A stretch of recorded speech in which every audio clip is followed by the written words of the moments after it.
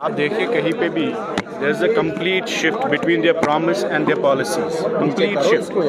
There is nothing in sync what they promised in elections and what they're delivering in the government. AAY families तक नीयत अच्छी है लेकिन इनकी हरकतें जो दिखती है बजट में AAY का मेंशन किया है, पहले आपने लिस्ट चेंज की है और उसके बाद भी AAY की when you read there is nothing new. अभी तक जो सुनने में आया है without studying it is a pro people budget, it has lot of positivity into it. और इसमें जो सबसे बड़ी बात जो देखने को मिली, जो सोशल सेक्टर्स हैं, सोशल सेक्टर्स को सब के सब तकरीबन टच किए गए हैं। तो हमें अब इसको स्टडी करके ही पता चलेगा कि इसमें जो गैप्स हैं, इवन जो गैप्स को फिल करने की बात है, वो गैप्स फिल करने की भी इसमें जिक्र आया है। So let us study it first, we can tell it about it only tomorrow. क्या कुछ ऐसे इश्यूज थे जो कांग्रेस चाहती थी कि बजट में आए और वो आए हैं कि नहीं आए? क्या कुछ कांग्रेस की प्रायोरिटीज थी बजट को लेकर? ब्रॉडली स्पीकिंग सोशल सर्विसेज की जो हमारी बातें थी वो इसमें हमें सुनने को मिली है। अब हम स्टडी करेंगे इसको। Thank you. खैर साहब, 200 यूनिट जो बिजली दी गई है वो केवल purest of the poor family को दी गई है, जबकि वादा हुआ था सबको देने का। नहीं, ऐसा कोई वादा नहीं हुआ था। जो मैनिफेस्टो में वादा था वो तो ये था। मैं एनसी के मैनिफेस्टो का नहीं कह सकता, लेकिन जो हमारा था हमने भी पुअर फैमिलीज के वास्ते कहा हुआ था।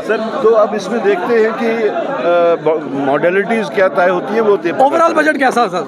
ओवरऑल बजट जो है पॉजिटिव लग रहा है हमें। सर, कैसे पता लगेगा पुअर फैमिलीज और क्या है इनकी इनकम कैसे करेंगे? नहीं, वो तो AAY के वास्ते उन्होंने बता ही दिया है that it is for AAY।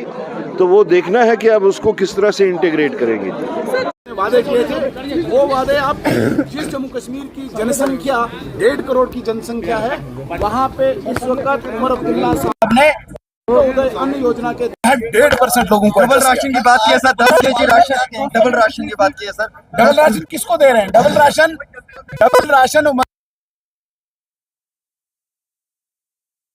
के तहत हैं जो सिर्फ 1.5 से 2% लोग हैं। जम्मू कश्मीर में 1.5 है। इस 1.5 करोड़ की जनसंख्या के साथ जम्मू कश्मीर के चीफ मिनिस्टर ने धोखा किया है। बाहर जाके इन्होंने कहा कि मैं हर व्यक्ति को यहाँ पे राशन दूंगा, मैं हर व्यक्ति को सिलेंडर दूंगा, मैं हर व्यक्ति को बिजली दूंगा, मैं हर व्यक्ति को पेंशन दूंगा। अंदर जब आए और अंदर उन्होंने घोषणा की, it is only for AAY is Antyodaya अन्न योजना के तहत जो रजिस्टर हैं उन्हीं को 200 यूनिट बिजली। वो केवल 1.5% लोग जम्मू कश्मीर की जनसंख्या में है।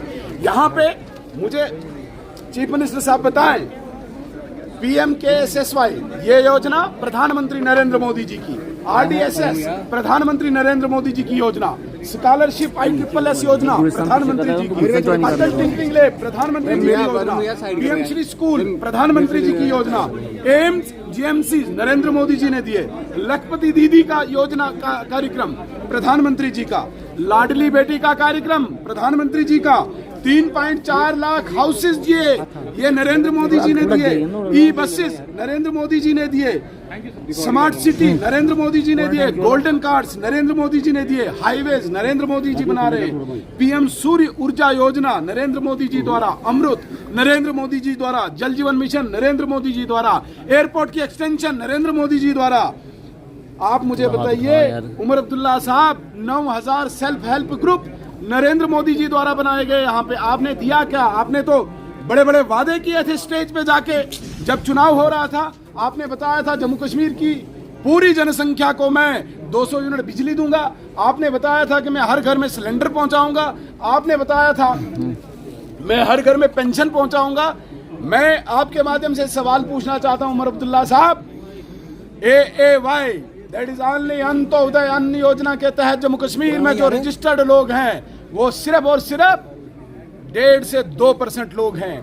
1.5 करोड़ की जनसंख्या वाले यूनियन टेरिटरी को आप केवल 1.5% को ही एड्रेस करके हम उनके लिए वेलकम करते हैं, लेकिन बाकी लोग कहां जाएंगे? आज आपने कोई स्कीम यहाँ पे जिक्र नहीं की डेली वेजर्स के लिए, आपने कोई जिक्र नहीं किया यहाँ पे वोकेशनल ट्रेनर्स के लिए, आपने कोई जिक्र नहीं किया यहाँ पे रहबरे खेल, रहबरे जंगलात, रहबरे ज़राअत और रहबरे तालीम, रहबरे खेल, कोई जिक्र नहीं किया।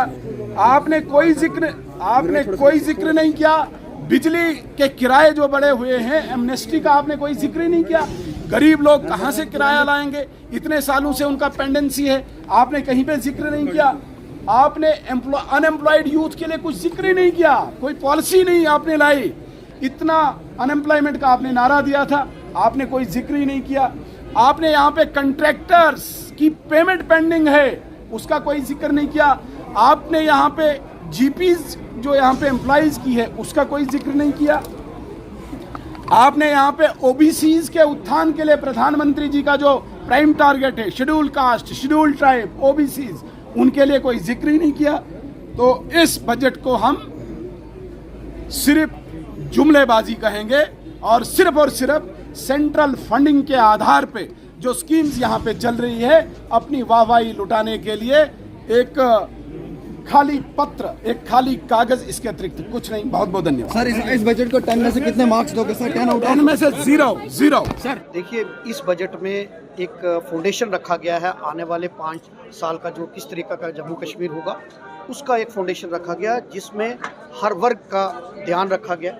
चाहे सबसे पहले मैं बात करूंगा युवाओं के लिए, तो इस बजट में युवाओं को नौकरी रोज़गार देने के लिए, चाहे सेल्फ एम्प्लॉयमेंट के लिए इस बजट में प्रावधान रखा गया। महिलाओं के लिए इस बजट में फ्री बस सर्विस रखी गई है। महिलाओं को सेल्फ हेल्प ग्रुप बनाने के लिए इस बजट में प्रावधान रखा गया। और उसके बाद जो सरकार ने, जो हमने भी कांग्रेस और नेशनल कॉन्फ्रेंस के मैनिफेस्टो में भी था कि 10 किलो हर व्यक्ति को राशन, जो वो भी रखा गया, और 200 यूनिट फ्री बिजली, उसका भी प्रावधान रखा गया।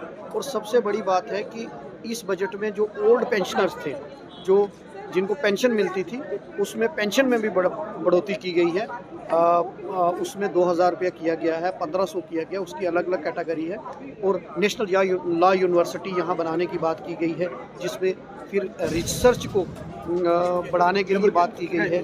उसके बाद हेल्थ इंफ्रास्ट्रक्चर को बढ़ाने के लिए मैं आपके माध्यम से मुबारकबाद देना चाहता हूँ। मेरी कॉन्स्टिट्यूंसी में उन्होंने कैथ लैब, जो कि जीएमसी रजौरी में कैथ लैब नहीं होती थी, तो जो हार्ट अटैक के पेशेंट होते थे वो उनको जो जम्मू रेफ़र करते थे और कुछ की डेथ रास्ते में हो जाती थी, कैथ लैब के लिए भी इसमें प्रावधान किया गया। मैं कहूँगा कि ये बजट आने वाले जो पिछले 7 सालों के ज़ख्मों पे मरहम और आने वाले जम्मू कश्मीर की खुशहाली का। एक यहाँ पर आशा वर्कर्स, डेली वेजर्स, ये भी बहुत उम्मीद लगाए बैठे थे। आपको लगता है कि इस बजट में कहीं वो निराश हो रहे हैं? वो भी एक तरह से जो है युवा है, एक तरह से सोसाइटी का हिस्सा है।